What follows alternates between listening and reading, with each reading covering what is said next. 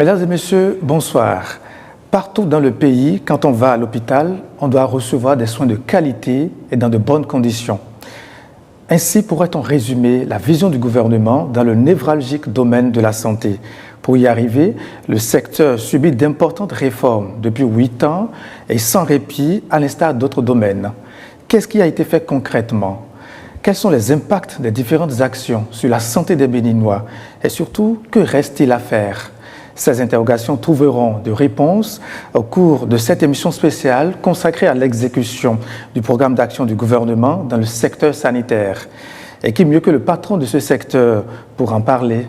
Voilà pourquoi nous recevons pour vous professeur Benjamin Rompati, ministre de la Santé. Bonjour, monsieur le ministre. Bonjour, monsieur Gandio. Merci d'avoir accepté de faire cet exercice de reddition de comptes. C'est un devoir. Cet entretien, je le conduis, mesdames et messieurs, avec ma consoeur de E-Télé, Angèle Toboula. Angèle, bonjour. Bonjour, Christian Ganjo, monsieur le ministre. Bonjour. Bonjour, madame Toboula.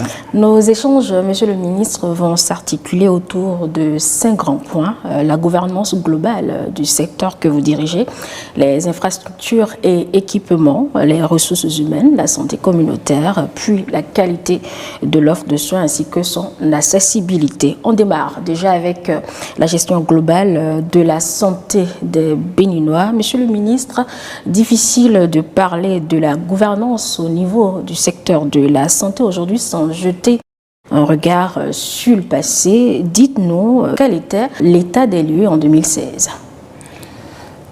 La santé, pour en parler, il faut la voir sous 2 angles. La santé au niveau du secteur public et du secteur privé, parce que la moitié des populations sont soignées par le secteur public et l'autre moitié par le secteur privé. Au niveau du secteur public, avant 2016, il existait une véritable pagaille. Les populations n'avaient pas accès aux soins de santé de manière continue en raison de grèves intempestives qui empêchaient même des femmes enceintes de pouvoir aller accoucher accompagnées par des agents de santé qualifiés. C'est pour ça que dès 2016, le gouvernement a entrepris de profondes réformes qui ont permis de limiter ou bien d'enrayer, contrairement au passé, ces grèves. En effet, un dialogue social, constructif et permanent a été instauré par le gouvernement avec les partenaires sociaux. Et de plus, dans ce dialogue, à travers ce dialogue, l'ensemble, quasiment la totalité des revendications qui faisaient l'objet de ces grèves a été soldée, disons résolue totalement. De notre point de vue, dans le secteur public, il faut voir également les questions d'accès aux soins de chirurgie. C'était également un problème. Et c'est pour ça que depuis 2016, le gouvernement a mis en place un programme pour que nous puissions mener des campagnes intensives de chirurgie foraine accompagnées par les partenaires techniques et financiers privés au niveau local. Ce qui a permis donc de faire en sorte que des populations qui ne pouvaient jamais avoir accès à des soins de chirurgie, notamment des soins de chirurgie de cataracte, ont pu avoir accès à ces soins. C'est près de 9000 de nos compatriotes qui ont pu en bénéficier. Et de l'autre côté, il y a des soins spécifiques qui n'existaient pas dans le pays. Pas du tout. On n'aurait pu jamais penser qu'on allait opérer à cœur ouvert, mais aujourd'hui c'est le cas au Bénin. Et évidemment, nous avons un peu le côté, disons, social. Comme vous le savez, il y avait des mesures de gratuité qui existaient avant 2016, notamment en ce qui concerne le paludisme et la césarienne. Après 2016, le gouvernement non seulement a mis en place un dispositif pour que l'assurance maladie devienne une réalité, mais a intensifié ces programmes pour permettre aux populations d'avoir des soins.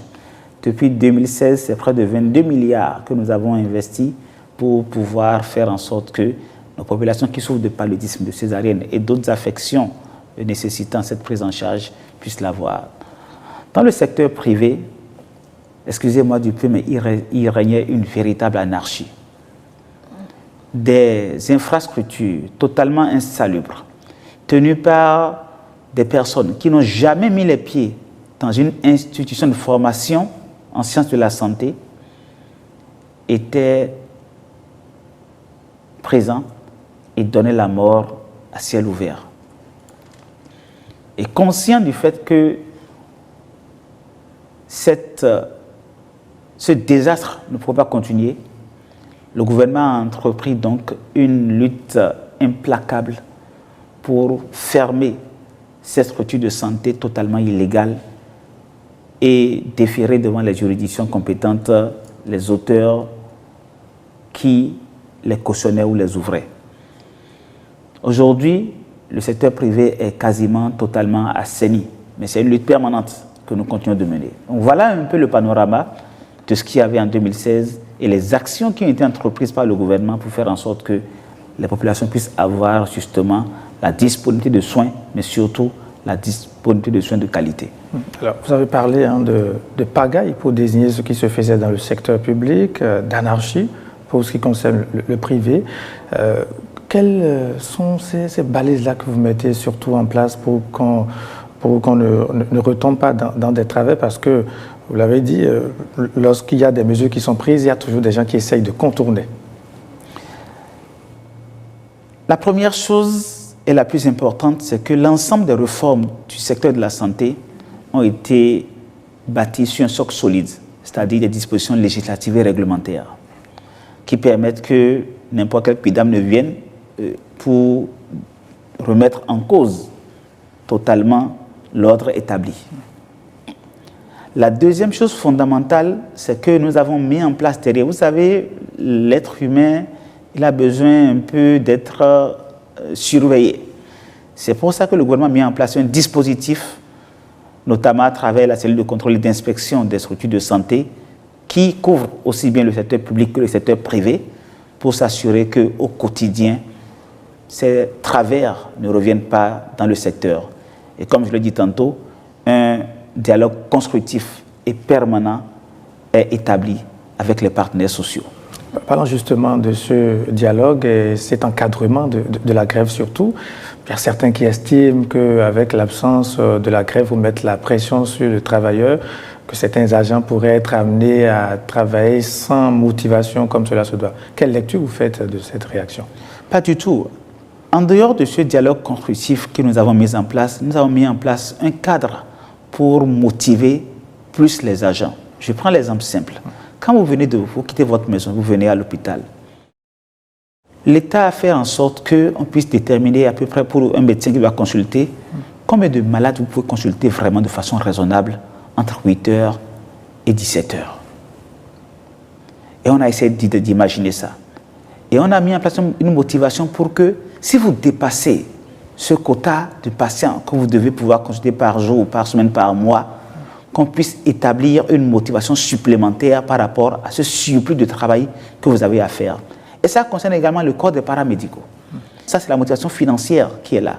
Mais en plus de ça, il y a la motivation, la satisfaction morale, notamment décernée à travers des lettres de félicitations, des encouragements, mais également des décorations pour motiver les agents qui sont les plus aguerris, qui donnent le plus de satisfaction pour offrir des soins de qualité aux populations. Donc autant de mécanismes qui sont mis en place pour que le moral reste au top au niveau des agents de santé, que je voudrais féliciter par ailleurs pour tout le travail qu'ils accomplissent pour permettre à nos populations de pouvoir avoir des soins de qualité. Donc ils ont du plaisir maintenant à travailler, dites-vous, monsieur le ministre? Il y a une bonne partie qui se donne à fond.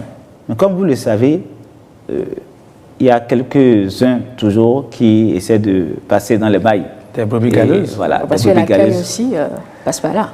L'accueil passe par là et c'est un véritable défi que nous avons par rapport aux questions de l'accueil. Vous savez, quand vous venez, vous êtes malade, vous venez dans une structure de santé et que vous êtes mal accueilli, votre état s'enfonce. Et c'est un gros défi que nous avons aujourd'hui pour faire en sorte que l'accueil soit de mise dans nos structures de santé. Et par rapport à ça, avec les plaintes, puisqu'il y a un dispositif pour recueillir des plaintes au niveau du ministère, nous veillons à ce que toutes les plaintes qui s'avèrent réelles puissent avoir la réponse adéquate, c'est-à-dire une sanction proportionnelle à la faute qui a été commise, pour faire en sorte que ces questions d'accueil, de mauvais accueil, ou alors de détournement de malades et autres ne puissent plus continuer à courir.